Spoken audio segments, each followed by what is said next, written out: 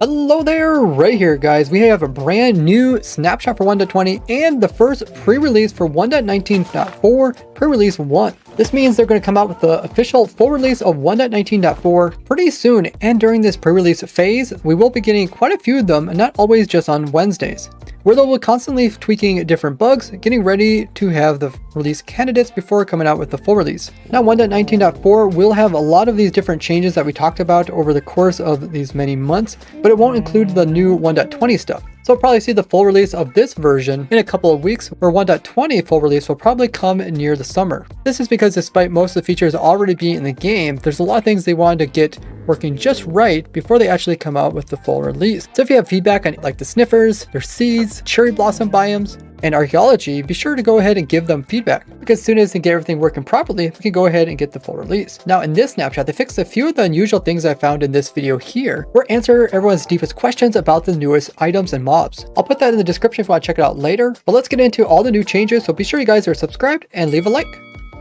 We got some new changes to the create a new world menu. You can see now we actually got these nice distinct tabs at the top and everything being centered well. Playing the snapshots, you still need to remember to click in here and then to turn on the 1.20. Then just click done, and they improve the performance of starting new worlds. Now if you happen to open any of your previous worlds in version 23W07A, they won't actually work in any future versions. So if you say, I know what I'm doing, then this arrow will pop up if you're using the 1.20 data packs. Even if you click safe mode, nothing actually happens. This is why it's good to always have backups of your worlds in case something happens. You can always go to a previous version and move stuff around so you can continue playing.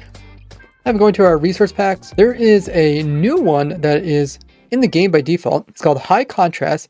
Enhance the UI contrast of Minecraft built in. Let's go ahead and add it, then hit done. It'll load up. Holy muggers, look at that. It's very distinctive. Now currently this type of high contrast is only available here in the menu, but they are saying that they will add it to other places like different UIs in the future. This might remind you like the high contrast you can find on Microsoft Windows. Personally, I don't really like this. It's just a little bit too harsh on my eyes. Maybe if I get old and my eyesight goes bad, this would be really nice.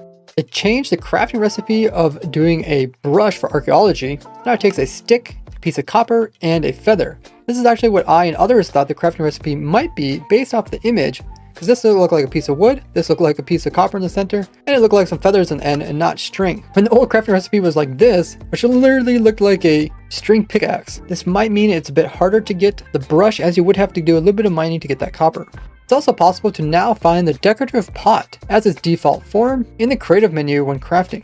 You'll still have to manually put in the different shards. The image itself also looks like it got updated. So depending on what you actually have on the side of the pot, like we have a person over here, it looks like a person shows up in the pot on the side as an item. So now you can tell your different pots apart if you have several of them in your inventory.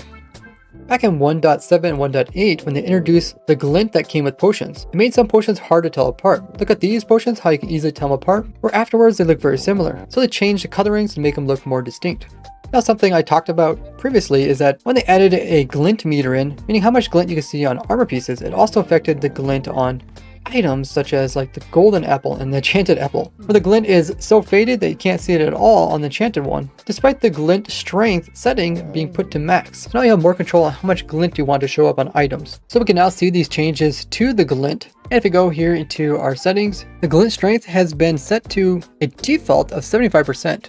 So now when it comes to the glint, there's actually two different types of glint. One glint that shows up on entities and one that shows up on items. This also lets you customize the glint that you see on entities versus what you see on an item. So now the glint on items is more prominent. But because the glint was obscuring the actual images of the different types of potions and what type they are based off of the color, they decided to remove the glint altogether on potions. I'm really glad they did this because for the longest time it was very difficult to tell the difference between them just by looking at them. They resolved an issue to do with sculk sensors. When you would eat and finish some food, not only would the sculk sensor detect the player finishing the food and put out that signal, but also detect the player finishing using an item, which would have a stronger signal strength, causing the eating food to never show up. So now to overcome this problem, when you would finish food, it would produce the food one, where when a player finishes an interaction such as releasing a shield, it's now going to have a lower strength of 2 instead of 14, and that way it can actually be read. We also got a new type of execute command where you can execute positioned over.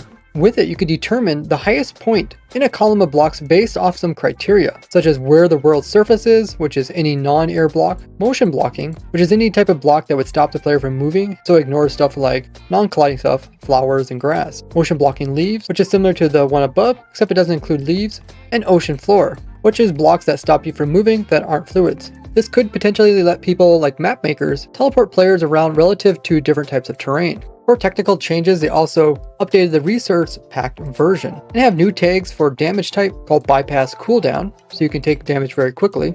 A new entity tag type, so entities don't take fall damage.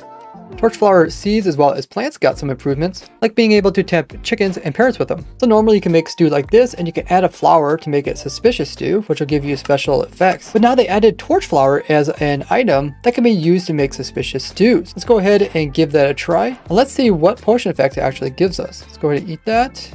Oh, it gives us night vision, and it looks like it's only a short period, just like the other types of suspicious stews. Now, we already have some suspicious stews that give us night vision, so I guess this is just another option. Would be nice if they give it a unique effect. What effect do you think the torch flower should give? Night vision does kind of make sense though, because it's called a torch flower. So like it gives you the ability to kind of see in night, similar to like holding a torch. But the torch flowers themselves don't actually put off any light, and this has been highly requested, so I really wish they would add this into the game. Adding in these really niche properties to special blocks would make them really cool, rather than having just like tons of different types of flowers in the game or tons of different types of foods. They should have unique abilities so people actually use them.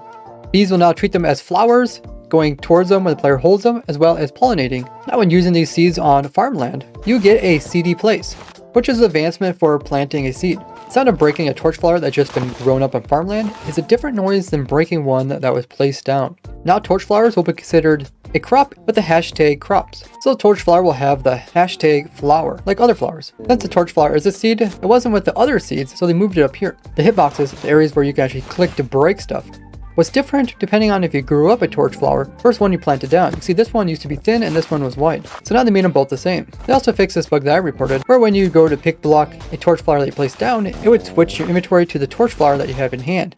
But if you do a similar thing to the one that you planted, it was actually switching to the seed. So now I should always switch to the flower. Cherry tree things also got some changes. The logs can now be used to make campfires. The cherry leaves will now be considered hashtag flowers like other ones. Saplings are now considered hashtag saplings, so you can find them with the rest. Leaves are also part of the hashtag leaves, as well as complete find tree tutorial, which is used to progress players along. Cherry logs will now be able to be cooked into charcoal when before they couldn't, as well as having them be used as fuel. Their logs have also been added with the hashtag logs, just like the other ones. Because you could get saplings from trading a wandering trader, it's possible to get these saplings without actually having the 1.20 snapshots enabled, which has been fixed. On our server, we couldn't use the locate command to actually find the new cherry blossom biomes, and this was actually a bug to do with servers. It has now been fixed. After watching this video, I welcome you to join us playing in our testing world, as the server is open 24/7, usually in the latest snapshot. It's open to all my viewers, and I play on it during my live streaming, which I do every Wednesday, Friday, Saturday, and Sunday at 2 p.m. Eastern. The cherry biome's pink petals also got improvements, so they work like other flowers. It made pink petals instant mine, when before you had to mine a little bit before they would actually break. And pigs will now spawn inside the cherry blossom biome. Sniffers also got quite a few changes. Sniffer digging noise won't be able to be heard so far away now, because the sniffer's head would stick out so much farther than the actual hitbox, which is being used to determine if the player can see it. If you turn away from it, its head would just vanish from your screen. So now they have it so you could actually render the sniffer even if you're looking almost completely the opposite direction. In some cases, the sniffer's head wouldn't render, as you can see in this one here. When sniffers are trying to climb up a block, they no longer jump multiple times. Now when you breed two sniffers together, this will actually help you get the advancement, the 2x2 advancement, for breeding 2 of every single breedable mob. Sniffers weren't properly swimming when put in water. The sniffer spawn egg also got tweaked, so it doesn't look too similar to the other ones we have in here. They're kind of reddish, similar to like the salmon egg. Unlike other mobs, sniffers weren't rotating their heads to look at players. When they fall and take fall damage, they would no longer panic like they got hit by somebody. This similar panic problem was also fixed for camels, frogs, and goats. They also added so camels will actually follow the player when they're holding their favorite food, even if they're sitting. And they now will also stand up when they're in love mode, instead of to continue to sit. Camel's sound will also be controlled by the friendly creature sound. When riding camels over water, they'll continue to bounce over the water quite high above it. With the recently added ride command, they also fixed a few issues, including desyncs, player riding too high above ender dragons, and similar thing on phantoms.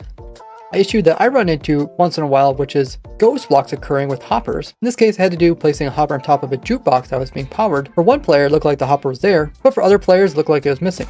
They also fixed the bugs of Axolotl is now once again given regen and the advancement, and also a couple different types of crashes. Now come join my live stream and play with me, or check out this playlist, everything else we know about 1.20, or this one about new 1.20 farms I've already designed. We're getting so close to 6,000 followers on Twitter. If you guys have a Twitter, be sure to follow me at RazeWorks. Thank you all for watching. I'll see you in the next one. Bye bye!